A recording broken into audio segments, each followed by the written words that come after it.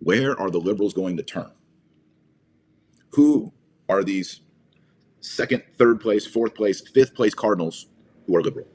And so we're going to kick it off with an American, Cardinal Prevost. His name is buzzing around. I believe he is the dark horse candidate. And I think in some ways he could be the worst case scenario. So let me give you a quick background on Cardinal Prevost. He's 69 years old. All right. So, if he lives to 90, all right, that's a 21-year papacy. He was born in Chicago. He joined the Order of St. Augustine, so he's an Augustinian.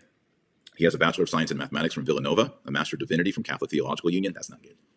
A doctorate in canon law from Pontifical University of St. Thomas Aquinas in Rome, 1987. He was ordained in 1982, and he served as a missionary in Peru.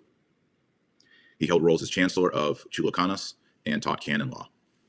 In 2023, he has been prefect for the Dicastery for Bishops, a powerful position overseeing the global nomination of bishops. So if you're unhappy with the selection of bishops in the last couple years, Prevost is involved in that.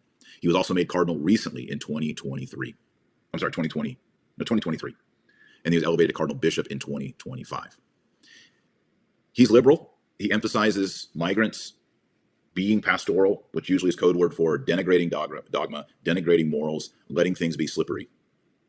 He has supported the Amoris Laetitia movement for allowing divorced and civilly remarried people to receive communion, and has shown support for fiducia supplicans. So that's the blessing of same-sex couples. Some describe him as a middle-of-the-road candidate or a compromise. So this is where he's dangerous. He's maybe not as radical and in your face as Pope Francis Bergoglio. He presents himself as a moderate. He definitely has even though he's American, he has the South American missionary legacy. And he also is pro-environmentalism, migrant rights, etc. Now, there's some scandals around Prevost, and this is probably what might knock him out. He has 2 scandals under his watch. Not personal, something he did bad with in a sexually inappropriate way, but the way he oversaw some cases. Okay, so the first one goes back to 1999 to 2001. While he was the provincial of the Augustinian province in Chicago, he allowed Father James Ray, an Augustinian priest suspended from public ministry since 1991 due to credible accusations of abuse of minors, to live in the St. John Stone Friary in Chicago. The friary was near a Catholic elementary school, and Prevost did not notify the school administration or the parents and say, hey, we've got this guy who has been removed from ministry over credible accusations of abuse of minor children, and he's living next door to school. Ray continued some priestly functions until he was finally removed and laicized in 2012. The survivor network of those abused by priests have argued that Prevost's decision of endangering children by failing to ensure proper oversight or transparency regarding Ray's history is a crime.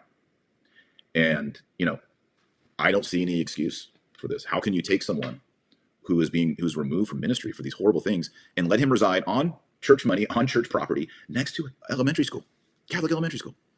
I don't want a man like that as Pope. That's not zero tolerance. That's not taking the problem in the church seriously. That we have evil wolves in sheep's clothing, and you're going to give him a free place to live next to a Catholic elementary school? No way. This man does not deserve to be the Pope. Prevost, Cardinal Prevost, no way. Cardinals who are going into conclave in 2 days should not elect Cardinal Prevost. But there's more. In Peru, Prevost has been accused of failing to open canonical investigation into the allegations of abuse by 2 priests, Father Eleuterio Vasquez Gonzalez and Father Ricardo Yesquin of the Diocese of Chiclayo.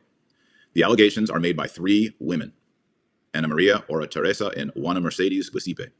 They claim abuse occurred in 2007 with complaints formally raised in 2022. The women assert that Prevost met with them in April 2022, but did not initiate a formal investigation despite an alleged admission of guilt by Vasquez in Prevost's presence. So the women are saying that Prevost the priest Vasquez admitted guilt in the presence of Prevost, and Prevost did nada. That's Spanish for nothing. They further claim that no decree was issued to open an investigation or impose precautionary measures. That was reported by The Pillar. The case gained significant attention in Peru with a 2024 investigative report by the Peruvian television program Fourth Power accusing Prevost of covering up the abuse. The allegations are particularly sensitive because Prevost, as prefect of the Dicastery for Bishops, oversees global enforcement of Vos Estis Lux Mundi, Pope Francis's decree on episcopal accountability for abuse cases. So he oversees the supposed reform of overseeing bishops' malpractice of abuse cases. He's the guy over that. And yet he seems to be guilty of it.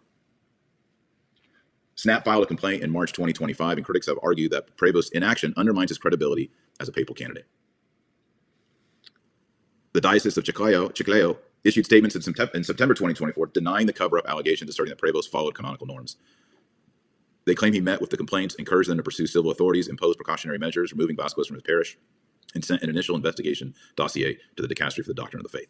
The diocese also disputes the claim that Vasquez admitted guilt, declaring that any admission related to celebrating public mass is not abuse. Prevost supporters argue the case was dismissed due to statute of limitations and lack of evidence. Don't like it. I don't like the first one. I don't like the second one. The first one I think is even worse, that he would place a priest with credible accusations next to a Catholic school and not notify the parents, not notify the administration of school. It's unacceptable.